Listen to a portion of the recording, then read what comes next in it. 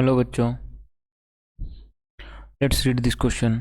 The question says the enthalpy change involved in the oxidation of glucose is minus 2880 kilojoule per mole.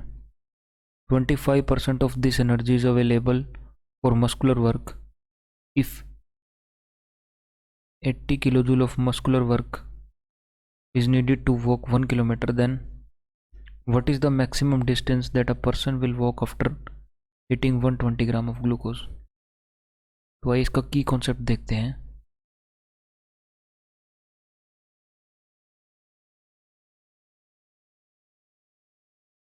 ये thermodynamics का question है और इसमें साथ में मोल कॉन्सेप्ट भी यूज़ हो रहा है हमारा.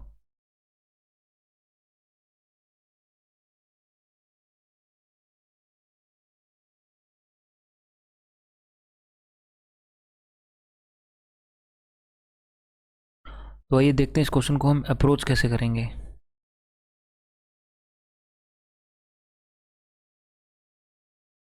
सबसे पहले हमें 1 मोल का जो ऑक्सीडेशन है ग्लूकोज का वो दिया गया है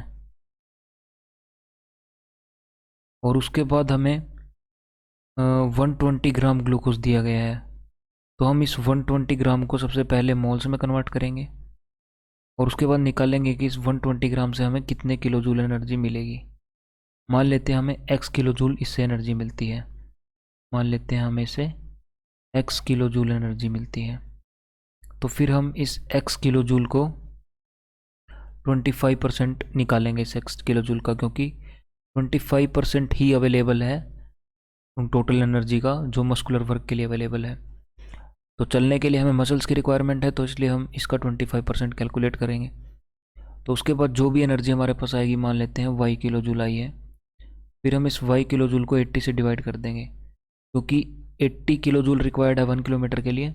तो टोटल नंबर ऑफ किलोमीटर्स आ जाएंगे हमारे अगर हम उसको 80 किलो जूल से डिवाइड कर देंगे.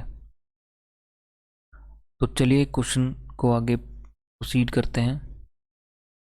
सबसे पहले 120 gram of glucose, number of moles कितने होंगे इसमें 120 ग्राम में. नंबर ऑफ मोल्स होते हैं given mass divided by molar mass. तो गिवन मास हमारा 120 और मोलर मास 180 ग्राम पर मोल. ग्राम से ग्राम को कैंसिल कर देंगे और ये आ गया हमारा 2/3 moles.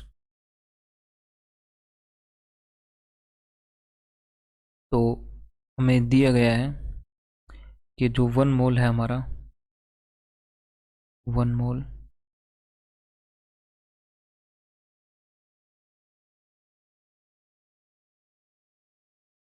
of glucose is releasing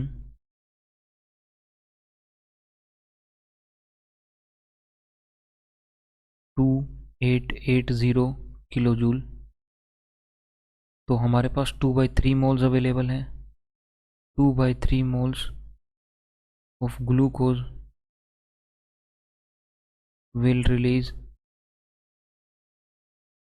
कितनी एनर्जी रिलीज करेंगे वो 2880 इंटू 2/3.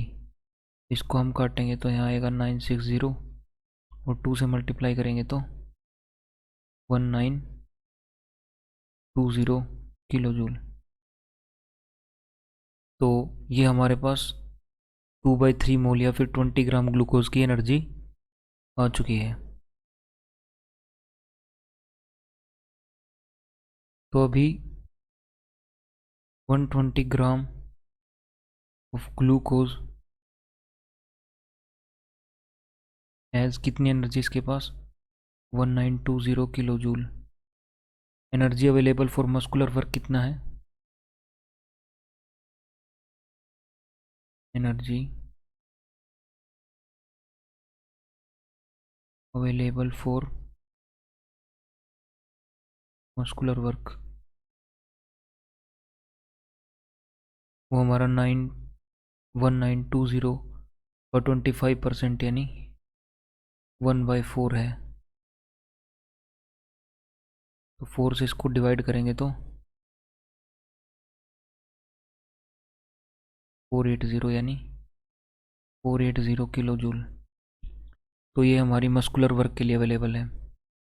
तो अब जैसा हमें गिवन था 80 किलो जूल रिक्वायर्ड फॉर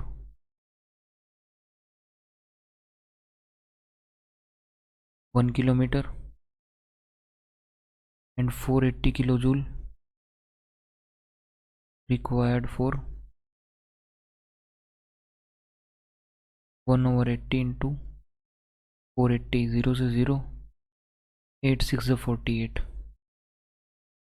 यानी 6 किलोमीटर। तो 1 मोल 2/3 moles of glucose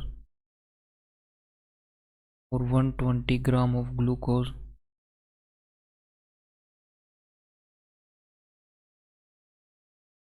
will let him walk for 6 kilometer. The final answer is 6 kilometer. Hope you understand it well. Best of luck.